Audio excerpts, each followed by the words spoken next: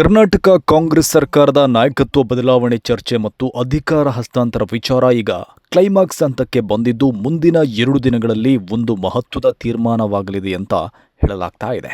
AICC ಅಧ್ಯಕ್ಷ ಮಲ್ಲಿಕಾರ್ಜುನ ಖರ್ಗೆ ಮತ್ತು ಕಾಂಗ್ರೆಸ್ ಅಧಿನಾಯಕ ರಾಹುಲ್ ಗಾಂಧಿ ಚರ್ಚೆ ಮಾಡಿದ ಬಳಿಕ ಹೈಕಮಾಂಡ್ ತೀರ್ಮಾನ ಹೊರಬರಲಿದೆ ಅಂತ ಬಲ್ಲ ಮೂಲಗಳಿಂದ ತಿಳಿದು ಬಂದಿದೆ.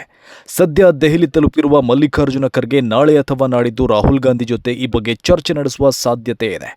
ಇನ್ನೇನು 48 ತಾಸಿನಲ್ಲಿ ಹೈಕಮಾಂಡ್ ತೀರ್ಮಾನ ಹೊರಬರುವುದು ನಿಶ್ಚಿತ ಅಂತ ತಿಳಿದು ಬಂದಿದೆ.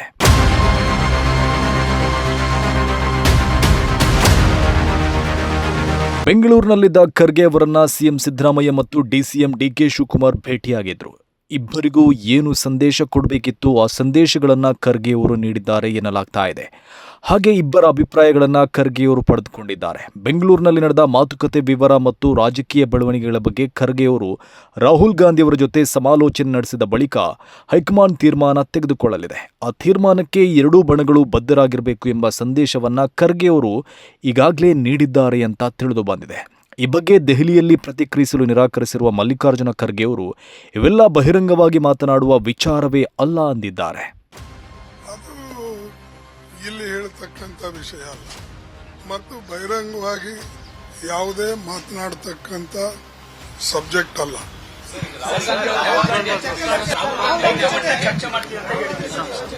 ನೋಡಿ, ಅವರು ನಿಮ್ಗೆಲ್ಲರಿಗೂ ಗೊತ್ತಿದೆ ಅಧ್ಯಕ್ಷರು ಎಲ್ಲಿ ಹೋಗಿ ಚರ್ಚೆ ಮಾಡಲ್ಲ.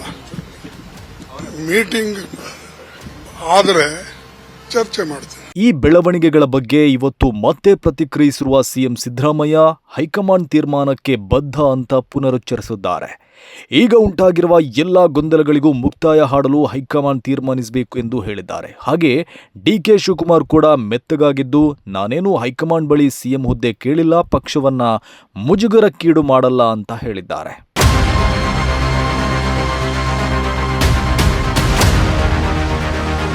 ಇನ್ನೊಂದೆಡೆ ಸಿದ್ದರಾಮಯ್ಯ ಬೆಂಬಲಿಗ ಸಚಿವರು ಅಧಿಕಾರ ಹಸ್ತಾಂತರ ನಡೆಯುವುದಿಲ್ಲ ಎಂಬ ಧಾಟಿಯಲ್ಲಿ ಮಾತನಾಡಿದ್ದಾರೆ. ಸಿದ್ದರಾಮಯ್ಯನವರಿಗೆ ಸಿಎಂ ಹುದ್ದೆ ನೀಡುವಾಗ ಯಾವುದೇ ಷರತ್ತು ಇರಲಿಲ್ಲ ಅಂತ ಸಚಿವ ಜಾರ್ಜ್ ಹೇಳಿದ್ದಾರೆ. ಬದಲಾವಣೆ ಆಗುವುದಾದರೆ ಅದನ್ನ ವರಿಷ್ಠರು ತೀರ್ಮಾನಿಸಿ ಹೇಳ್ತಾರೆ ಅಂತ ಅವರು ಪ್ರತಿಕ್ರಿಯೆ ನೀಡಿದ್ದಾರೆ. ಸಚಿವ ಜಮೀರ್ ಅಹಮದ್ ಖಾನ್ ಕೂಡ ಅಧಿಕಾರ ಹಸ್ತಾಂತರವನ್ನ ತಳ್ಳಿ ಹಾಕಿದ್ದಾರೆ. ಒಪ್ಪಂದ ನಡೆದಿದೆ ಎಂಬುದು ಕೇವಲ ವದಂತಿ ಅಂತ ಹೇಳಿದ ಅವರು 2028ರವರೆಗೂ ಸಿದ್ದರಾಮಯ್ಯನವರೇ ಸಿಎಂ ಅಂತ ಹೇಳಿದರು. नहीं, ऐसा कुछ नहीं है, वो खाली रूमर्स है. ऐसा कोई ओपंदा नहीं हुआ. ये 2.5 साल का करके एक रूमर्स है. ऐसा कोई ओपंदा नहीं हुआ. ये 28 तारीख तक सिद्धरामैया जी चीफ मिनिस्टर होके रहेंगे. 5 साल वही 28 तक सिद्धरामैया चीफ मिनिस्टर होके रहेंगे. नहीं, वो भी कोशिश कर रहा है, वो भी सीएम होना करके वो भी आ सका है. कोई गलत नहीं है. वो हम वो भी चीफ मिनिस्टर होना करके हम भी उसको प्रार्थना करते हैं. मगर सिद्धरामैया के बाद 28 के बाद वो चीफ मिनिस्टर होना करके हमारी बात. ಸದ್ಯದ ರಾಜಕೀಯ ವಾತಾವರಣ ಮತ್ತು ನಾಯಕರ ಹೇಳಿಕೆಗಳನ್ನು ಗಮನಿಸುವಾಗ ಸಿಎಂ ಸ್ಥಾನ ಬದಲಾಗುವ ಸಾಧ್ಯತೆ ಕಂಡು ಬರ್ತಾ ಇಲ್ಲ. ಡಿಸೆಂಬರ್ 8ಕ್ಕೆ ಚಳಿಗಾಲದ ಅಧಿವೇಶನ ಆರಂಭವಾಗಲಿದ್ದು ತಕ್ಷಣಕ್ಕೆ ನಾಯಕತ್ವದ ಬದಲಾವಣೆಗೆ ಹೈಕಮಾಂಡ್ ಮುಂದಾಗುವ ಸಾಧ್ಯತೆ ಇಲ್ಲ ಎನ್ನಲಾಗ್ತಾ ಇದೆ. ಏನೇ ಬದಲಾವಣೆ ಆಗೋದಿದ್ರೂ ಮುಂದಿನ ಬಜೆಟ್ ಅಧಿವೇಶನದ ನಂತರವೇ ಸಮಯ ಕೂಡಿ ಬರಬೇಕು ಅಂತ ಕಾಂಗ್ರೆಸ್ ಮೂಲಗಳು ತಿಳಿಸಿವೆ. ಸದ್ಯಕ್ಕೆ ಹೈಕಮಾಂಡ್ ಸಿದ್ದರಾಮಯ್ಯ ಮತ್ತು ಡಿಕೆ ಶಿವಕುಮಾರ್ ಅವರನ್ನ ದೆಹಲಿಗೆ ಕರೆಸಿ ಸಂಧಾನ ಸೂತ್ರ ಹಣಿಯುವ ಸಾಧ್ಯತೆ ಇದೆ ಅಂತ ಹೇಳಲಾಗ್ತಾ ಇದೆ.